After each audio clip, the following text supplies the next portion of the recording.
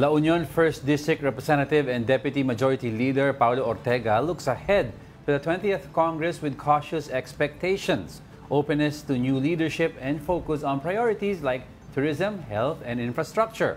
Mobile Journal Amy Atienza has the report. Deputy Majority Leader of the 19th Congress and re-elected La Union 1st District Representative Paulo Ortega V look forward in the convening of the 20th Congress. He says there is little expectation to take a role anew, but also sees the possibility of having new characters take on key House positions.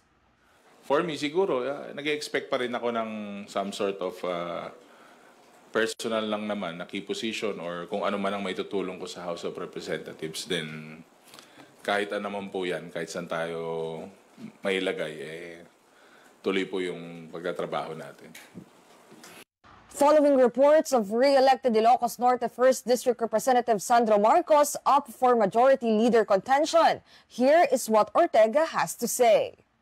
He's very much qualified, pero titignan po natin, mahirap naman po na magbato ng mga pangalan na tingin natin. Kasi alam nyo naman po sa majority sa House of Representatives, marami pong magagaling at marami pong qualified na kasi kahit anong position.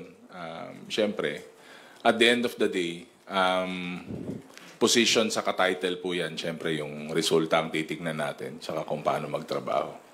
All he wishes now is that the Majority Leader of the 20th Congress will be able to realize the big responsibility and call to action of the role.